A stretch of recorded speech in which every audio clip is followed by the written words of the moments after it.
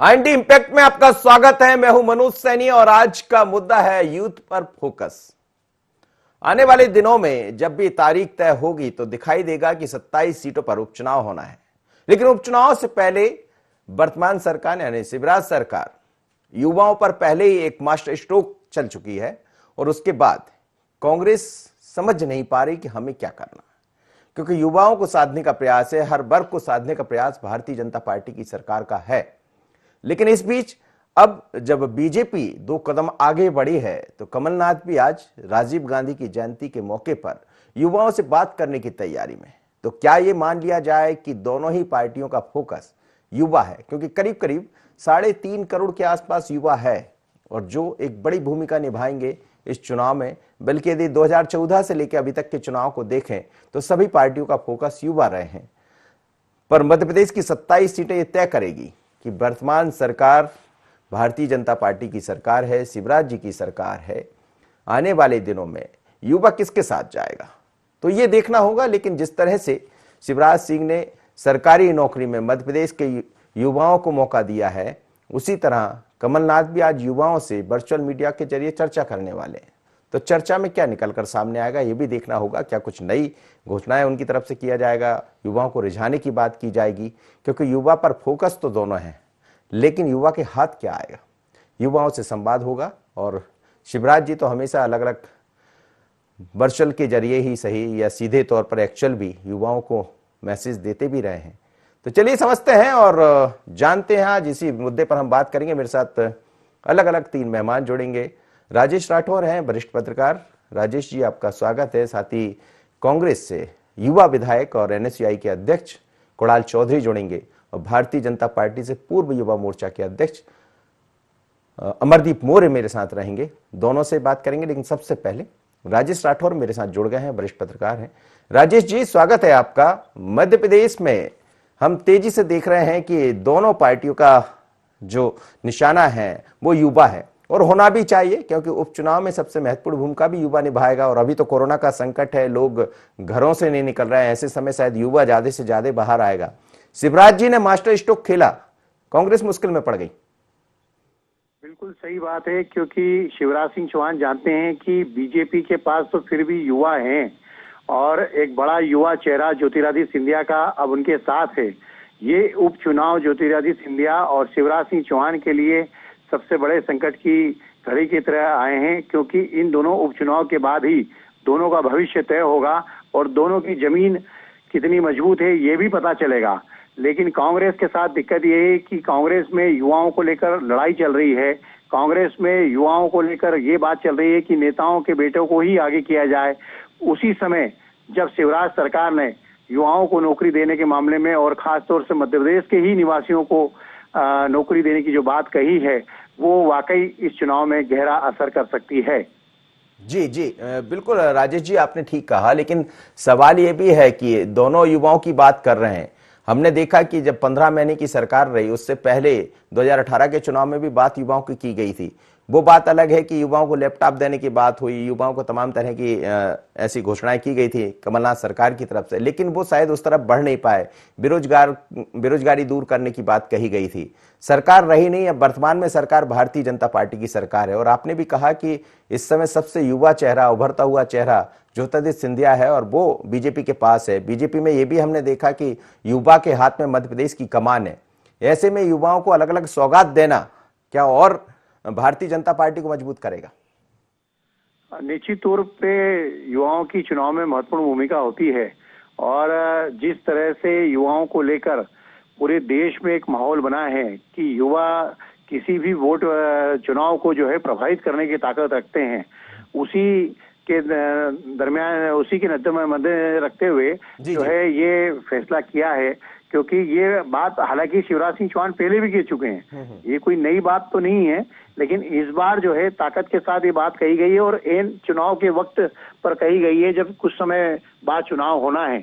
और जहां तक आप कमलनाथ की बात कर रहे थे तो कमलनाथ तो खुद अपने आप को भी अभी तक युवा मानते हैं और वो कहते हैं कि मैं युवाओं की आवाज समझता हूं। और उन्होंने अपने कार्यकाल के दौरान युवाओं के लिए जो योजनाएं शुरू की थी वो अमली जामा पहनती, उसके पहले ही उनकी सरकार चली गई। लेकिन सवाल इस बात का उठता है कि युवा को आप यदि कोई घोषणा करते हैं तो उसका असर उतनी तेजी से तब तक नहीं होगा जब तक कि प्रभाव शुरू ना हो। बिल्कुल, आपने ठीक कहा। राजेश जी, आप बने रहिए मेरे साथ, आपसे चर्चा जारी रहेगी। मेरे साथ दो मेहमान और जोड़ रहे हैं, कुणाल चौधरी और अमरदीप मौर्य। सीधे चलूंगा मैं इस समय अमरदीप मौर्य के पास। अमरदीप, क्या कहेंगे?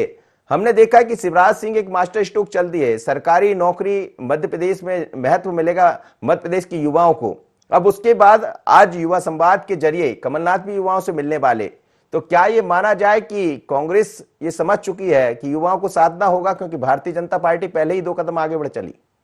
देखिए, नमस्कार करता हूं मैं सभी दर्शकों को और आपको भी प्रणाम करता हूं जी। मैं ये कहना चाहता हूं कि मध्य प्रदेश में शिवराज जी ने कोई मास्टर स्ट्रोक अभी नहीं चला है। मध्य प्रदेश में युवा मोर्चा की राजनीति करके शिवराज सिंह चौहान जी आज मध्य प्रदेश के मुख्यमंत्री बने हैं और मध्य प्रदेश में युवाओं की क्या नब्ज है और युवाओं को किन चीजों की आवश्यकता है। कमलनाथ जी ने तो वचन पत्र में भी कहा था कि हम युवाओं को बेरोजगारी भत्ता देंगे। 15 महीने तक सरकार चलाई, वो अपना बेरोजगारी दूर करते रहे, लेकिन युवाओं की बेरोजगारी मध्य प्रदेश में दूर नहीं हुई। तो कहीं ना कहीं एक आक्रोश कांग्रेस पार्टी के खिलाफ और कमलनाथ जी के खिलाफ बना हुआ है। आज कमलनाथ जी युवाओं से संवाद करें, तो जब उनको संवाद करना था और जब उनको काम करना था, उन्होंने उस समय तो कोई संवाद भी नहीं किया और कोई काम भी नहीं किया युवाओं के लिए। राहुल गांधी जी आके कह के गए कि युवाओं को बेरोजगारी भत्ता दिया जाएगा, कांग्रेस का वचन पत्र इस बात को कहता था, लेकिन 15 महीने तक कमलनाथ जी इस बात को याद नहीं कर पाए। और एक युवा नेता जो कांग्रेस पार्टी में था, जिन्होंने पूरी ताकत लगा के मध्य प्रदेश में सरकार बनाने का काम किया, ऐसे ज्योतिरादित्य सिंधिया जी को भी साधने का काम कमलनाथ जी और दिग्विजय सिंह जी नहीं कर पाए। ठीक है, कुणाल मेरे साथ जुड़े हैं, विधायक हैं और एनएसयूआई के अध्यक्ष भी हैं, युवा कांग्रेस के अध्यक्ष भी हैं, माफ करिएगा। कुणाल, क्या कहेंगे आप जिस तरह से देख रहे हैं कि लगातार युवाओं को लेकर भारतीय जनता पार्टी आगे बढ़ रही है, मध्य प्रदेश की कमान युवा के हाथ में है, और जब मध्य प्रदेश की कमान युवा यानी बीडी शर्मा ने संभाली तो उसके बाद अन्य जो नियुक्तियां हुई वो भी युवाओं को दी गई। अब कांग्रेस भी, जब कमलनाथ आज सोशल मीडिया के जरिए बात करेंगे तो क्या कुछ नया देखने को मिलने वाला? देखिए, पहली बात तो मैं स्पष्ट कर दूं कि जिस प्रकार से बेहतर व्यवस्था इस प्रदेश के अंदर कमलनाथ जी के नेतृत्व में युवाओं के लिए एक आशा, एक उम्मीद के साथ जगी थी, आज वो फिर धराशायी होती जा रही है। लगातार 15 साल अपने झूठ और फरेब के माध्यम से मध्य प्रदेश के नौजवानों के हक और अधिकार को बेचने वाले, जिनने व्यापम जैसे महाघोटाला में नौजवानों के रोजगार को बेचा, अलग अलग व्यवस्थाओं के साथ। तो बेरोजगारी की बात बड़ी अच्छी अभी कर रहे थे अमरदीप जी, वो सब कर रहे थे। तो जो बेरोजगारी दर शिवराज जी की पिछली सरकार में 8% थी, वो घट के 4% तक आ चुकी थी। और 4% कब हुई थी, और वो आज बढ़ के 28% मध्य प्रदेश में पहुंच चुकी है। ये अपने आप में काफी है कि बेरोजगारों की स्थिति, नौजवानों की स्थिति क्या है, हर वर्ग की हालतें क्या है, ये इसके ज्यादा छुपी नहीं। और दूसरी बात इन्होंने कहा कमलनाथ जी, तो जिंदगी जिंदा दिली का नाम है, और जो कमलनाथ जी का अनुभव है उसी अनुभव के आधार पर मध्य प्रदेश के अंदर, देश के अंदर अभी रोजगार की व्यवस्था के लिए बेहतर काम चल रहे थे। जो इन्होंने कहा उसके लिए तो युवा स्वाभिमान के माध्यम से हम लोगों ने शहरों में उस योजना को शुरू करा था और उसको धीरे धीरे अमली जामा ग्रामीण क्षेत्र तक भी पहुंचाने का काम कर रहे थे, क्योंकि मूल रूप से इस प्रदेश के अंदर एक विकास के लिए एक अलग नई पहचान की जरूरत थी। और कमलनाथ जी का जो अनुभव है, एक इंटरनेशनल एक्सपोजर उनको है, एक वैश्विक समझ उनको है, एक आर्थिक उन्नति को और कैसे प्रदेश को ले जाया जाता है, और उस अनुभव के आधार पे मध्य प्रदेश के अलग आयाम की और अलग छाप छोड़ने की ओर मध्य प्रदेश था। तो कहीं ना कहीं ये जो खरीदे हुए जनादेश को और इधर उधर की बात कर रहे हैं, 100% देने की बात करें, पहले रोजगार। लेकिन अमरदीप तो ये भी कह रहे थे आप तो सबसे अच्छा जो युवा था उसको भी नहीं संभाल पाए।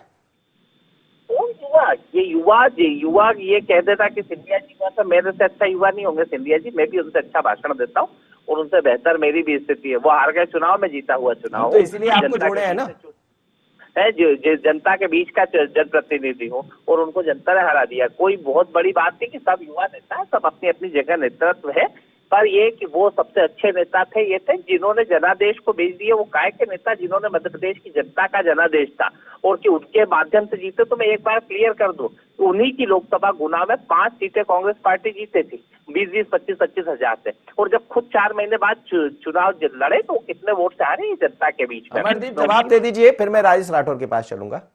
देखिए, क्या है कि ये जिस प्रकार की बातें हैं कि युवाओं का उनका दिल है और जिंदा दिल इंसान है कमलनाथ जी, कितने जिंदा दिल हैं। आईफा अवार्ड के लिए जैकलिन आती हैं तो वो कमलनाथ जी युवा हो जाते हैं, जिंदा दिल हो जाते हैं, पूरे मध्य प्रदेश में वायरल होती हैं वो तस्वीरें। लेकिन कमलनाथ जी, हम धीरे धीरे अमली जामा पहना रहे थे, स्वाभिमान योजना लेके जा रहे थे, गाँव तक पहुंचाने वाले थे। देखिए कुणाल जी, आप युवाओं के अध्यक्ष हैं, आप युवा कांग्रेस के अध्यक्ष हैं, कि मध्य प्रदेश के युवा के साथ में जो धोखाबाजी करने का काम कांग्रेस की सरकार ने किया है, 15 महीने में आप पहुंचाने का प्रयास कर रहे थे। 15 महीने में जैकलीन को लाने में तो आपको देरी नहीं हुई, जैकलीन को बुलाने में यहाँ कोई समस्या नहीं हुई। कमलनाथ जी के किस प्रकार के फोटो वायरल हुए, मध्य प्रदेश का युवा वो भी देख रहा था। मध्य प्रदेश का युवा चाहता था कि मुझे बेरोजगारी भत्ता मिले, मेरे खाते में, मेरे अकाउंट में पैसा आए। वो पैसा डालने में अक्षम रही कांग्रेस पार्टी की सरकार। इसी कारण से आज मध्य प्रदेश के युवाओं में रोष है। और जो आदरणीय शिवराज जी ने जो घोषणा की है, मैं बताना चाहता हूं कि वो ऐतिहासिक निर्णय है, और उस ऐतिहासिक निर्णय के कारण से मध्य प्रदेश के युवाओं को रोजगार में प्राथमिकता देने का काम जो उन्होंने संकल्प के साथ किया है, वो आगे मध्य प्रदेश के युवाओं को और आगे ले जाने का काम चलिए कुणाल जी, मैं आपसे इस पर प्रतिक्रिया लूंगा। मेरे साथ राजेश राठौर भी जुड़े हैं। राजेश जी, आप दोनों को सुन रहे थे और युवाओं को लेकर अपनी अपनी दलीलें हैं। खैर, बीजेपी अपनी बात कहेगी, कांग्रेस अपनी बात कहेगी, लेकिन यदि हम देखें तो क्या युवा यानी दूसरी पीढ़ी की तरफ कम से कम भारतीय जनता बढ़ तो चली है? निश्चित तौर पे जो सरकार बनती है वो युवाओं की बात करती है, क्योंकि ये सभी लोग जानते हैं कि युवाओं को प्रभावित करना बहुत जरूरी है। जिस तरह से किसान और गरीब की बात सालों तक होती रही, उसी तरह अब युवाओं की बात होती है। लेकिन दिक्कत क्या है मनोज जी की, जो स्किल डेवलपमेंट की बात भाजपा सरकार ने की थी, उस क्षेत्र में कितना काम हुआ ये देखना बहुत जरूरी है। कांग्रेस ने बेरोजगारी भत्ता देने की बात कही, भाई उसकी बजाय आपको रोजगार देने की बात करना चाहिए। और उसके साथ साथ युवा भटके नहीं, खाली रोजगार की बात नहीं है, खाली जो है शिक्षा की बात नहीं है। युवा भटक रहे हैं, युवा नशे का शिकार हो रहे हैं, युवा डिप्रेशन का शिकार हो रहे हैं। कितने युवाओं ने मध्य प्रदेश में आत्महत्या की है, उसका रेशो कितना तेजी से बढ़ता जा रहा है। हमें ये भी देखना पड़ेगा, संपूर्ण नजरिए से युवाओं को देखना पड़ेगा, न कि कोई एक दो घोषणा कोई सरकार कर दे और उसके आधार पर वोट बैंक बना ले, ये तो मैं उचित नहीं मानता। ठीक है कुणाल जी, अमरदीप मौर्य कुछ कह रहे थे, जवाब दे दीजिएगा। मैं स्पष्ट कहना चाहूंगा कि अमरदीप जी जिस आईफा की बात कर रहे थे, सही आईफा मध्य प्रदेश के लिए शान की बात थी कि वैश्विक जो होता है इवेंट, और जिससे कम से कम हजारों करोड़ का फायदा मध्य प्रदेश के खजाने में होता, और वही वैश्विक इवेंट्स और वही बड़ी सोच, जिस छोटी सोच के व्यक्ति हैं उसी छोटी सोच का परिचय पूरी भारतीय जनता पार्टी देती है। आईफा एक एजेंसी है जो खुद पैसा लगाती है, उसके प्रायोजकों से जो पैसा आता है, जो वहां पे आपका अलग अलग बिजनेस डेवलपमेंट होता है, यही आर्थिक गतिविधियां इस प्रदेश को जरूरत है। और जिसे पीछे ले जाने की कोशिश भारतीय जनता पार्टी, ये हुआ वो हुआ, इन बातों की कोई जगह नहीं है। स्पष्ट रूप से मध्य प्रदेश के लिए एक नई उम्मीद और बेरोजगार, आपने 100% रोजगार देने की बात करी, रोजगार है कहाँ आपके पास? आपने रोजगार खत्म करते जा रहे हो, सैलरियां दे नहीं पा रहे हो, आप 100% किसको दोगे? पहले आप व्यापम में जितने रोजगार थे सारे के सारे आप रोजगार बेच चुके हो, और आप रोजगार देने की बात करते हो। 100% पहले रोजगार अगर निकालते कि ये 1 लाख पद हमने निकाले हैं और इसमें सारे मध्य प्रदेश के नौजवानों को मिलेंगे, तो बात होती। अब आपने एक चुनाव के लिए सगुफा छोड़ दिया कि हम देंगे, तो किसमें से दोगे? रोजगार से रोज लोगों को निकाल आप रहे हो, लोगों को पद आप खत्म कर रहे हो, लोगों की भर्तियां जो करनी चाहिए उस भर्तियों को नहीं कर रहे हो, और ऊपर से कह रहे हो कि हम 100% देंगे। तो देंगे क्या है? में जीरो में 100% क्या होता है? जीरो का जीरो, एक पद अगर निकाला हो तो ये बताओ कि पद निकाला हो। लेकिन कुणाल जी, कर्मी, आप देखिए कर्मी कल्चर, यानी चाहे शिक्षा कर्मी हो, संविदा कर्मी हो, कर्मी कल्चर तो दिग्विजय सिंह लेकर आए थे। नहीं, दिग्विजय सिंह जी लाए तो उस समय की परिस्थिति, आप 15-20 साल पहले की परिस्थितियों को आज जोड़ोगे। अब मैं कह दूं कि आपसे अच्छा हुआ यार आप प्लॉट खरीद लेते भोपाल में। आप उस समय 20 साल पहले, आप तो सैनी जी बहुत इंपॉर्टेंट पत्रकार थे, सब थे, आप उस समय 500,000 में प्लॉट मिल जाता, आज 1 करोड़ रुपए का बिकता। तो ये कौन सी बात है? किस मतलब बाबा आदम की जमाने की बात की 20 साल पहले उन किन परिस्थितियों में क्या निर्णय लिए गए, उन परिस्थितियों को खोजने की जगह नए वर्तमान में क्या करना है, आगे भविष्य में क्या करना है, हमेशा भारतीय जनता पार्टी पीछे ही बात करेगी। कभी नेहरू जी पे, कभी इंदिरा जी के ऊपर।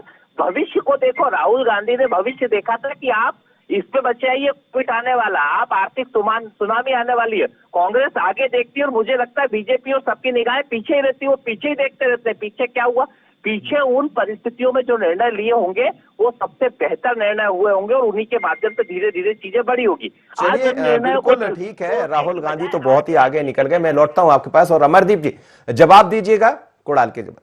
जी, राहुल गांधी जी इतना आगे चले गए हैं कि कांग्रेस पार्टी पीछे छूट गई है। कुणाल जी को शायद ये ध्यान में नहीं है, इसलिए आज कांग्रेस पार्टी की मध्य प्रदेश में और देश में ये हालत है। राहुल गांधी जी कितना तेजी से चल रहे हैं कि आलू से सोना बनाने की बात वो कर रहे हैं। तो साहब, मुझे लगता है कि कांग्रेस पार्टी की सोच, कुणाल जी ने खुद बताई कि राहुल जी बहुत आगे की सोचते हैं, तो मुझे लगता है कि आलू से सोना जब बनेगा कुणाल जी, तो हम लोग भी विचार करेंगे कि वो मशीन कहाँ मिल रही है, कांग्रेस पार्टी और राहुल गांधी जी उपलब्ध कराएं तो मध्य प्रदेश में भी लगवाने का प्रयास करेंगे। कमलनाथ जी तो वो लगा नहीं पाए, आप भी सरकार के विधायक थे, आपकी स्वयं की सरकार थी, आप अपने नेताओं को, अपने जो विधायक हैं उन विधायकों को बचा नहीं पाए। अब आप इतनी बातें कर रहे हैं और आज वही विधायक मिलकर मध्य प्रदेश में भाजपा की सरकार को चलाने का काम कर रहे हैं। कुणाल जी जवाब दीजिए। देश की सरकार आप चला रहे हो, अपने दम पे तो बनते नहीं है। और जब इससे हमसे नाराज होके गए थे तो मंत्री क्यों बना दिया? रहा अमरदीप जी, आप इतनी मेहनत करते हो पार्टी के लिए, इतना झूठ बोलते हो, आप कोई मंत्री बना देते अगर बिगर विधायक बनाना था तो। उन बिकाऊ लालों को क्यों बनाया जिनको पैसे भी दिए? आप जैसे आदमी को कुछ आपका क्या करा युवाओं पे? मेरे को एक बता दो, आप युवा मोर्चा कहते हैं और आपके साथ अभी युवा मोर्चा कहते हैं, जिसको टिकट दी कांग्रेस पार्टी में कुणाल चौधरी आपका साथी। जवाब का जवाब दीजिए आप। आलू से खरीदे हुए जनादेश की सरकार बना के कहाँ पे इससे कर रहा है? आप दोनों की तरफ भी राजेश राठौर, आप सुन रहे होंगे दोनों को। सवाल यही है कि जो मूल मुद्दा है कि युवाओं का बेरोजगारी से कैसे पार पा पाएंगे। रोजगार देने की बात दोनों ही पार्टियां करती है। एक बड़ा कदम मध्य प्रदेश की सरकार ने उठाया, इसमें कोई दो मत नहीं, लेकिन तकनीकी रूप से उसमें जरूर थोड़ा सा वक्त लग सकता है जैसा दिखाई दे रहा है। पर सवाल यही है कि युवाओं की बात चाहे बीजेपी हो या कांग्रेस करती है, यदि सार्थक तरीके से आगे बढ़े कोई भी पार्टी, तो क्या आपको लगता है कि वास्तव में युवाओं को कुछ मिल पाएगा? निश्चित तौर पे युवाओं के लिए यदि प्रयास करना है तो मैं ये मानता हूं कि अब आधुनिक शिक्षा की जरूरत है, और जो मैंने स्किल डेवलपमेंट की बात कही है उसकी सबसे ज्यादा जरूरत है। इसके साथ साथ जो बाहर की कंपनियां इंडस्ट्री मध्य प्रदेश में लगाती है उसमें मध्य प्रदेश के युवाओं का कोटा, बशर्ते कि वो युवा उस लायक हैं तो उनको नौकरी के पहले मिलना चाहिए। इसके साथ साथ जो सरकार में पद खाली होते जा रहे हैं लगातार, उनको भरने का काम भी आपको करना पड़ेगा। और जो युवाओं को इंडस्ट्री डालने की बात करते हैं, कई बार शिवराज जी ने कहा है, कमलनाथ जी ने कहा है कि नौकरी की बात क्या करते हैं, अपना खुद व्यापार करो और नौकरी आप दो। तो सरकार जो है इस तरह की जब बात करती है तो शंका होती है कि सरकार खुद कुछ नहीं कर पाती, इस कारण युवाओं को भटकाने का प्रयास करती है और बैंकों के माध्यम से कर्ज दिलाकर इंडस्ट्री डालने की बात करती है। लेकिन वास्तविक धरातल पर हम जब देखते हैं तो युवा कई साल तक फाइलें लेकर घूमते रहते हैं रोजगार की तलाश में, नौकरी की तलाश में, या उद्योग चलाना के लिए बैंक से कर्ज लेने के लिए फाइलें लेकर घूमते हैं।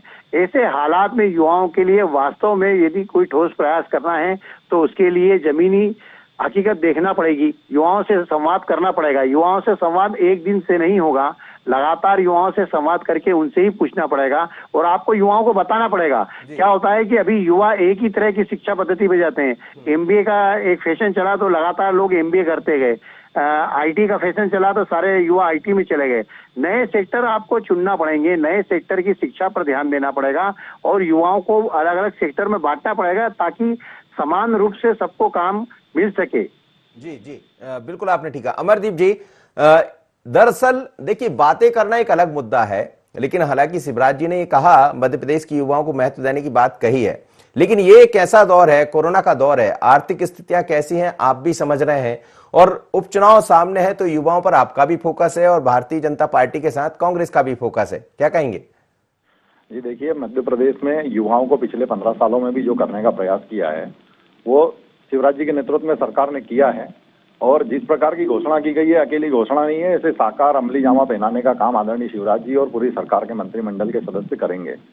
और आने वाले दिनों में युवाओं को रोजगार के साथ जोड़ने का हमने युवा मोर्चा के माध्यम से भी कई इस प्रकार के प्रयास किए हैं कि युवा मोर्चा ने जाकर रोजगार मेले लगाने का काम भी किया है। रोजगार में जो उद्योग लगाने की बात अभी आदरणीय राजेश भैया कर रहे थे, वो उद्योग लगाने के लिए भी एक प्रशिक्षण देने का काम युवा मोर्चा के नाते हम लोगों ने किया है। हम लोगों तक पहुंचने का प्रयास संगठन के माध्यम से भी करते हैं और सरकार के माध्यम से भी करते हैं।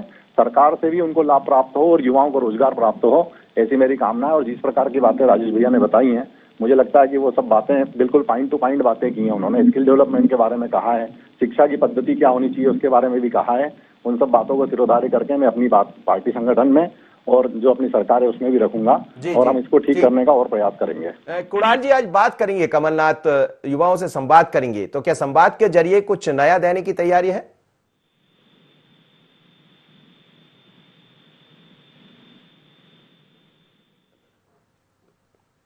कुणाल मेरे साथ जुड़े हुए क्या? चलिए मैं लौटता हूं, वापस चल रहा हूं राजेश राठौर जी के पास ही। राजेश जी, जैसा कह रहे हैं, कुणाल कह रहे थे कि आज युवा संवाद भी है और राजीव गांधी की दरअसल जयंती है, तो इस मौके पर कमलनाथ युवाओं से संवाद करने जा रहे हैं। तो क्या आपको लग रहा है कि जिस तरह से शिवराज ने युवाओं के लिए जो बात कही है, मध्य प्रदेश के युवाओं के लिए, क्या उसी का कुछ रास्ता निकालते दिखाई देगी कांग्रेस? हाँ, निश्चित तौर पर उपचुनाव को ध्यान में रखते हुए आज ये युवा संवाद हो रहा है और चूंकि शिवराज जी ने घोषणा की है तो उसका तो निकाल के जवाब तो देना ही पड़ेगा कांग्रेस को, क्योंकि कांग्रेस भी ये मानती है कि इस उपचुनाव में उनको जीत हासिल हर हालत में करना है। ये उनके लिए जीवन मरण का प्रश्न है और कमलनाथ जैसे नेता इस बात को अच्छी तरह से समझते हैं कि राजनीति में कब कौन सा जो है रास्ता अपनाना चाहिए। ये बात अलग है कि सिंधिया के मामले में कांग्रेस जो है चोट खा गई, लेकिन बाकी कांग्रेस भी इस बात का प्रयास करेगी कि वो युवाओं के लिए कुछ नई घोषणाएं करेगी और हमें देखना ये होगा मनोज भाई कि कितने युवा उनकी बात सुनते हैं। देखिए, वर्चुअल रैली निकालना, वीडियो कॉन्फ्रेंसिंग के जरिए बात करना और फेसबुक के जरिए बात करना बहुत आसान सिस्टम हो गया इन दिनों कोरोना के चलते, लेकिन सवाल ये है कि उसमें कितने लोग शामिल होते हैं, ये देखना बहुत जरूरी है। शिवराज जी को कितने युवा सुनते हैं और कमलनाथ जी को कितने युवा सुनते हैं और उसके बाद वो युवा सोशल मीडिया के जरिए भी कितना उसका जवाब दे पाते हैं, कितना सहमत हो पाते हैं, ये देखना भी हमें जरूरी होगा। सिर्फ एक संवाद के जरिए जो है युवा किसी पार्टी से जुड़ जाए, मैं ऐसा नहीं मानता। बिल्कुल, कुणाल चौधरी हमारे साथ जुड़े हुए थे, लेकिन अब वो शायद वो नहीं है। पर अमरदीप मोर जी, आप खुद युवा है, युवा मोर्चा के अध्यक्ष रहे हैं, बात युवाओं के लिए शिवराज जी ने कर दी है, लेकिन क्या आपको लग रहा है कि दूसरी दृष्टि से हम देखें, चाहे उद्योग के लिए, हमने ये भी देखा कि बीते वर्षों में कई तरह के प्रोग्राम भारतीय जनता पार्टी की सरकार जब रही 15 साल तक तो किए गए थे, लेकिन आज भी इंडस्ट्री को लेकर बात करें, युवाओं के लिए रोजगार की बात करें, तो जिस रेसों में काम होना चाहिए था वो दिखाई नहीं दिया। देखिए साहब, मध्य प्रदेश में क्या परिस्थितियां थी, पहले शुरुआती 5 साल में तो कोई आना ही नहीं चाहता था मध्य प्रदेश की धरती पर। जो दिग्विजय सिंह जी की सरकार थी उसने ऐसा माहौल बना दिया था, पूरे देश में ऐसा माहौल था मध्य प्रदेश का कि कोई भी उद्योगपति यहाँ आना नहीं चाहता था। युवाओं के रोजगार की बात तो दूर की बात है, किसी प्रकार से विकास की दृष्टि से मध्य प्रदेश पिछड़ा राज्य था। लेकिन धीरे धीरे करके प्रयास किया गया तो लगातार उद्योग को भी स्थापित करने का और मध्य प्रदेश के युवाओं को उद्योग स्थापित करने में जो प्रयास होने चाहिए, मुझे लगता है कि वो करने का काम आदरणीय शिवराज जी ने पहले भी किया था। और ये जो बात कर रहे हैं कि एक उद्योगपति जब मध्य प्रदेश का मुख्यमंत्री बना कमलनाथ जी, तो उन्होंने सिर्फ बातें की और जो बातें की उसमें भी रोजगार की बात नहीं की, बेरोजगारी भत्ता देने की बात की, उद्योग लगाने की बात नहीं की, क्योंकि वो खुद उद्योगपति थे। वो इन सब बातों का अगर वो जानते थे, इतने संवेदनशील थे जैसा कुणाल जी बता रहे हैं, तो उन्हें ये सब भी प्रयास करने थे कि उद्योगपति और युवा भी मध्य प्रदेश के बन पाए। उन्होंने वो प्रयास नहीं किया, लेकिन आज आदरणीय शिवराज जी ये प्रयास कर रहे हैं और बेहतर करने का काम आगे आने वाले दिनों में भी भारतीय जनता पार्टी की सरकार करेगी। ठीक है, चलते चलते एक छोटा सा सवाल राजेश राठौर से। राजेश जी, जिस तरह से आप भी कह रहे थे कि युवाओं के लिए वास्तव में कुछ इस तरह से सोचना पड़ेगा कि वो दिखाई भी दे, तो क्या आपको लग रहा है, क्योंकि दौर एक अलग है, कोरोना का है, आर्थिक स्थितियां और किस तरह से हम देख रहे हैं देश और मध्य प्रदेश की, धीरे धीरे कर आत्मनिर्भर भारत की बात कही जा रही, आत्मनिर्भर मध्य प्रदेश की बात कही जा रही, लेकिन आत्मनिर्भरता जब ही आएगी जब आपके पास धन होगा।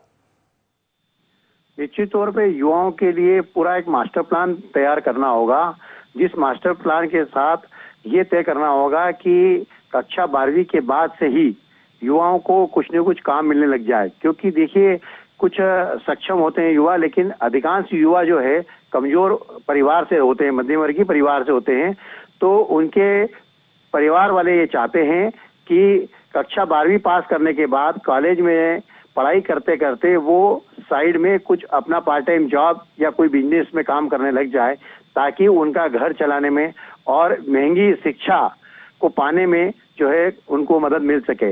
इस तरह के प्रयास हमको क्लास 12वीं से ही शुरू करना चाहिए।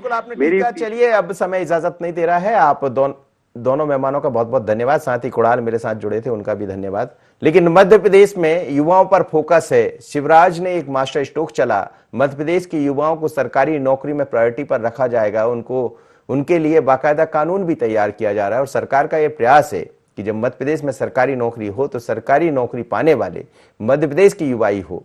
लेकिन सरकार के इस मास्टर स्ट्रोक के बाद भारतीय जनता पार्टी राजीव गांधी की जयंती के मौके पर युवाओं से संवाद कर शायद ये बताने की तैयारी में है कि हम भी युवाओं के लिए बहुत कुछ करने वाले। लेकिन कांग्रेस ने जब सत्ता में रही 15 महीने तो ये भी कहा था कि बेरोजगार युवाओं के लिए हम नई नई योजनाएं लेकर आएंगे, बेरोजगार युवाओं को भत्ता देंगे, ये भी कहा गया था कि लैपटॉप देंगे, और ये भी कहा गया था कि गाड़ियां देंगे। लेकिन सवाल यही है कि कहना और करना, कथनी और करनी, दोनों में फर्क होता है, पर युवाओं को रिझाने में कोई भी पीछे नहीं है। अब देखना होगा चुनाव में युवा किसके साथ जाता। आज इतना ही, मुझे दीजिए इजाजत, बने रहिए i20 पर।